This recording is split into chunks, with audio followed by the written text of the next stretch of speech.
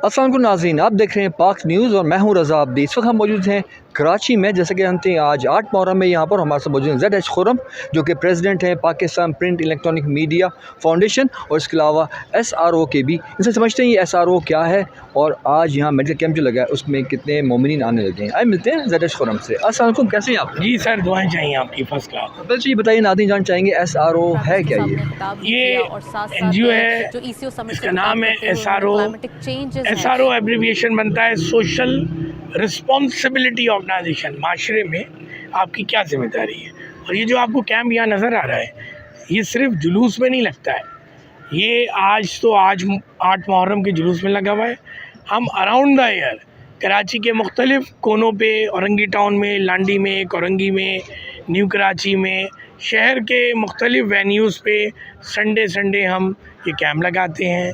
इसमें free checkup होता है, फ्री मेडिसिन होती है, स्पेशलिस्ट डॉक्टर मेडिसिन के, गायनी के, आपके ऑर्थोपेडिक, नेरो, आई, मुख्तलिफ़ डॉक्टर्स बाकायदा चेक करते हैं, फिर उनको दवाएं देते हैं।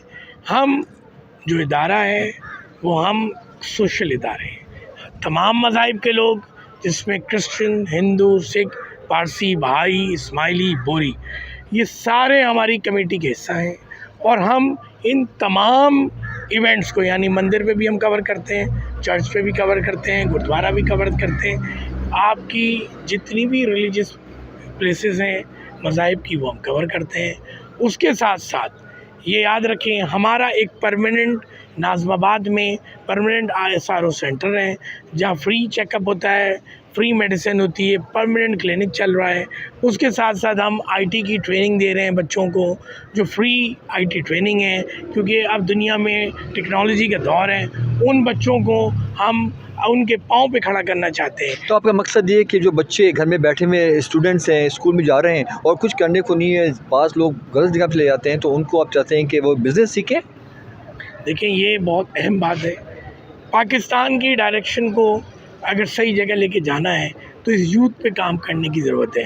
ये जो नौजवान लड़के लड़कियां हैं, ये अगर फारिग होंगे तो ये किसी गलत एक्टिविटी में इन्वॉल्व होंगे, तो हम उन्हें अच्छी और पॉजिटिव एक्टिविटी में इन्वॉल्व करते हैं।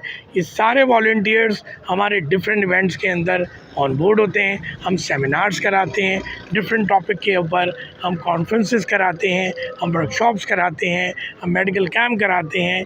तो ये जो एक्टिविटी हो रही है, ये रंगो, नस्ल, मज़हब, ज़बान और जेंडर से बाला तर हो रही है। नबी करीम सल्लल्लाहु अलैहि वसल्लम ने अपने अमल से बताया है कि आई एम मोहम्मद। तो आप अपने अमल से बताएं, ज़बान न खुले। मौलाए कायनात अली इब्न अबी तालिब फरमाते हैं कि तुम्हारी ज़बान न खुले, तुम्हारा अमल बताए कि तुम कौन हो और किसके मानने वाले हो।